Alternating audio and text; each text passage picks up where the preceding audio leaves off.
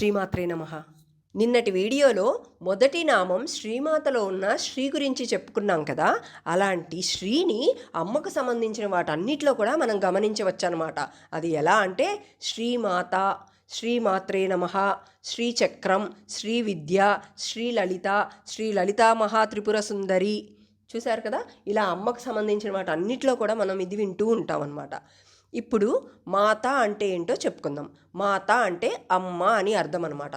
ఎందుకు వసిన్యాది వాగ్దేవతలు మొదటిగా మాత అని చెప్పారంటే, మీరు జాగ్రత్తగా గమనించినట్లయితే ఈ సృష్టి ఎలా మొదలవుతుందో అనే రహస్యాన్నే అక్కడ వసిన్యాది వాగ్దేవతలు కూడా పలికిన మొదటి మాట మాత అని. ఒక చిన్న ఉదాహరణ చెప్తాను, దీనికి వినండి. మీకు మొన్న వీడియోలో చెప్పాను, లలితామ్మ ఎక్కడ ఉంటారంటే పంచబ్రహ్మాసనం మీద కూర్చొని ఉంటారు అని. అంటే పంచభూతాలన్నిటినీ కూడా ఆసనంగా చేసుకొని అమ్మ కూర్చుంటారు. ఇప్పుడు వసిన్యాది వాగ్దేవతలు పలికిన మొదటి మాట మాత అనే దాన్ని మీరు గమనించినట్లయితే, మనము ఈ భూమి మీద పుట్టడానికి ముందుగా ఏం అవసరం అంటే తల్లి గర్భం. అలాంటి తల్లి గర్భం లోపలే మనకు ఆ పంచభూతాలన్నీ కూడా ఉంటాయన్నమాట. అది ఎలా అంటే, పంచభూతాలంటే ఏమిటి? జలము, అగ్ని, వాయువు, ఆకాశం, భూమి. ఇవన్నీ కూడా తల్లి గర్భంలో ఎలా ఉంటాయంటే, జలము అంటే అమ్మ గర్భంలో ఉండే ఉమ్మ నీరు అనమాట. అది జలము. ఆ నీరే బిడ్డను కాపాడుతుంది. తరువాత అగ్ని. ఆ అగ్ని అనేది ఎలా ఉంటుందంటే, తల్లి తిన్న ఆహారంని శక్తిగా మార్చి తన బిడ్డకు అందిస్తుంది. అక్కడ అది అగ్నితత్వం. తరువాత వాయువు అంటే గాలి. అమ్మ గర్భంలో బిడ్డకి ప్రాణశక్తిని ప్రవహించేలా చేసేది వాయువు. అక్కడ వాయుతత్వం. తరువాత ఆకాశం. ఇది తల్లి గర్భం మొత్తం కానీ మనం చూసుకున్నట్లయితే ఒక ఆకాశం లాగా ఉంటుందన్నమాట. ఆ స్థలంలోనే బిడ్డ పెరుగుతుంటాడు. అది ఆకాశతత్వం. తరువాత భూమి. తల్లి శరీరమే గర్భానికి ఇక్కడ బలమైన పునాది, ఆధారం అనమాట. అదే భూమితత్వం. అంటే ఇక్కడ పంచభూతాలు అనుభవించి బిడ్డ బయటకు వస్తున్నాడు కాబట్టే అంత తేలికగా బతకగలుగుతున్నామన్నమాట మనం. ఈ పంచభూతాలు దాటి బిడ్డ బయటకు వస్తున్నాడు అంటే అక్కడే ఒక చిన్న విశ్వం లాంటిది చూసి వస్తున్నాడు అనమాట. మీరు ఇక్కడ బాగా గమనించండి, ఒక చిన్న లాజిక్ ఉంటుందన్నమాట. తల్లి గర్భం నుండి బయటికి వచ్చిన మనం మళ్ళీ తిరిగి అమ్మలకే అమ్మ అయిన లలితామ్మ గర్భంలోకే చేరుకుంటామన్నమాట. అది ఇక్కడ రహస్యం. ఆ రహస్యాన్ని వసిన్యాది వాగ్దేవతలు ఒక్క మాటలో శ్రీమాత అని తేల్చేశారు. ఇక్కడ చూడండి, శ్రీమాత అనే నామం చాలా చిన్నదిగా ఉంటుంది. ఇది మీరు మీ పిల్లలందరికీ నేర్పించండి. చిన్నపిల్లలు లలితా సహస్రనామం మొత్తం చదవలేరు కాబట్టి వాళ్ళకి ఈ శ్రీమాత అనేది మీరు చెప్పినట్లయితే అమ్మ శక్తి మొత్తం ఈ ఒక్క నామంలోనే మనకు ఉంటుందన్నమాట. అందుకని మీరు తప్పకుండా పిల్లలకి ఈ మాట నేర్పించండి. ఈ శ్రీమాత అంటే ఒక ఉదాహరణతో మీకు అర్థమయ్యేలా చెప్తాను చూడండి. ఒక చిన్న విత్తనం తీసుకుంటే ఆ విత్తనంలో ఒక పెద్ద మహావృక్షం దాగి ఉన్నట్లే ఈ చిన్న నామం శ్రీమాతలోనే అమ్మ శక్తి మొత్తం దాగి ఉంటుందన్నమాట. మనం మన జీవితంలో వదలకుండా ఈ మంత్రాన్ని కానీ మనం జపిస్తే అమ్మ మన జీవితంలో ఎలాంటి కష్టాన్నైనా ఎదుర్కోగల శక్తిని మనకిస్తుందన్నమాట. అంటే అమ్మ మన లోపల బయట మొత్తం పుష్టిగా మార్చేస్తుంది మనల్ని. అంత శక్తిని ప్రసాదిస్తుంది ఈ ఒక్క చిన్న నామం అనేది. అందుకే తేలికగా పలకగలిగేలాగా, అందరికీ అర్థమయ్యేలాగా వసిన్యాది వాగ్దేవతలు పలికిన మొదటి మాట ఖచ్చితంగా మీ పిల్లలకైతే నేర్పించండి. అందుకే మీరు గమనించినట్లయితే మన శాస్త్రాలు కూడా ఏం చెప్తున్నాయంటే మాతృదేవోభవ, పితృదేవోభవ అని మొదలు పెడతారనమాట.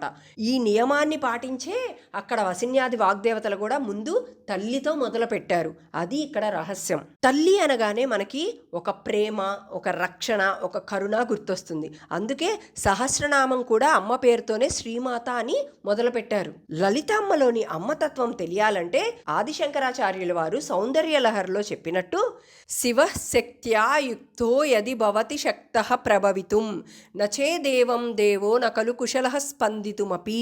సౌందర్య లహరిలో మొదటి నామం అన్నమాట ఇది. ఎందుకు ఆదిశంకరాచార్యుల వారు ఇది మొదటిగా చెప్పారంటే అమ్మ నామాన్ని శివ అని మొదలుపెట్టారు. ఎందుకంటే అమ్మ ఎప్పుడు సంతోషిస్తుందంటే అయ్యవారిని అమ్మతో కలిపి చెప్పినప్పుడు అమ్మ ఎక్కువ సంతోషిస్తారు. అందుకని ఆదిశంకరాచార్యుల వారు అమ్మ ఎలా ఆనందంగా ఉంటారని తెలుసుకొని ముందు శివ అని చేర్చారనమాట. ఇక్కడ ఈ శ్లోకం ఎంత అద్భుతంగా ఉంటుందంటే పలికేటప్పుడు కానీ వినేటప్పుడు కానీ మనకి చాలా ఆనందం కలిగిస్తుంది అనమాట. దాని అర్థం ఏంటో వినండి. ఈ లోకానికి ఒక్కడే దేవుడు, ఆయనే పరమాత్మ. అంటే పరమశివుడు అనమాట. అలాంటి పరమేశ్వరుడు కూడా శక్తితో కలిసినప్పుడు మాత్రమే సృష్టి స్థితిలయ చేయగలడు. ఆ శక్తి లేకపోతే శివుడు కూడా కదలలేని స్థితిలో ఉంటాడనమాట. అందుకే శక్తి లేని శివుడు సర్వం ఉన్నా కూడా శూన్యంగా మారిపోతాడు అక్కడ. అంత అర్థాన్ని ఆదిశంకరాచార్యుల వారు సౌందర్య లహరిలో మొదటి నామంలో మనకి చెప్పారనమాట. అలాంటి శక్తి కనుకే అంతటి బ్రహ్మ విష్ణు మహేశ్వరులు కూడా అమ్మని పూజిస్తున్నారు ఇక్కడ. ఇలా పిల్లవాడికి భయమేసి పరిగెత్తుకొని వచ్చి తల్లిని ఎప్పుడైతే పట్టుకుంటాడో, అలానే మనకి భయం వేసినప్పుడు, అంటే పెద్దవాళ్ళకు కూడా భయం వేసినప్పుడు మనం ఆ శ్రీమాత అనే ఒక్క నామంతో కానీ అమ్మని మనం పట్టుకోగలిగితే ఇక అమ్మ తన సొంత బిడ్డను ఎలా చూసుకుంటుందో మనల్ని అలా దగ్గరికి చేర్చుకుంటుంది అనమాట. అంత దయామూర్తి అమ్మవారు. శ్రీమాత అంటే కడుపులో పెట్టుకునేది అని అర్థం. అంటే ఇక్కడ మీరు జాగ్రత్తగా గమనిస్తే తల్లి పిల్లవాడిని ఎందుకు ప్రేమిస్తుంది అంటే ఇక్కడ ఎలాంటిది ఆశించడం అనేది ఉండదు బిడ్డ నుంచి మనం. అలానే పిల్లలు తల్లిని ఎందుకు ప్రేమిస్తారంటే అక్కడ అన్కండిషనల్ లవ్ అనమాట. వాళ్ళ ప్రేమకి అంతుండదు. తల్లిని ప్రేమించినంత పక్కన ఎవరిని కూడా వాళ్ళు ప్రేమించలేరు. ఎందుకంటే దానికి అది అన్కండిషనల్ లవ్, అంటే స్వచ్ఛమైన ప్రేమ. అది తల్లిని ప్రేమించడానికి మనకి ఎలాంటి అర్హత అనేది అవసరం లేదు. బిడ్డని ప్రేమించడానికి కూడా ఎలాంటి అర్హత లేదు. కాబట్టి ఆ తల్లికి అందరూ సమానమే అనమాట. అందుకే ఈ ఒక్క శ్రీమాత అనే నామంతో కానీ మనం అమ్మని పిలిచినట్లయితే అమ్మ మనకి ఇక్కడ దొరికిపోతారనమాట. ఇంకా అమ్మ గురించి చెప్పుకోవాలి అంటే కన్న తల్లి కూడా జన్మకాలం అయిపోయాక మనకి మారిపోతారు. కానీ లలిత అమ్మ జన్మ జన్మలకి అమ్మే మనల్ని చూసుకుంటారనమాట. ఎప్పుడైతే అమ్మని తెలుసుకుంటారో అప్పుడు దాకా అమ్మలు మారిపోతూ ఉంటారు. కానీ ఇక్కడ చూస్తే మీరు అసలు అమ్మని తెలుసుకుంటే మరి మామూలు అమ్మ ఉండలేరు. అంటే ఇక మోక్షం అని అర్థం అనమాట. అది శ్రీమాత అంటే. ఈ రోజుతో ఈ వీడియో ఇక్కడితో ఆపేస్తున్నాను. ఇలాంటి మరిన్ని ఆధ్యాత్మిక విషయాలు తెలుసుకోవాలంటే ఛానల్ని సబ్స్క్రైబ్ చేసుకోండి. శ్రీమాత్రే నమః.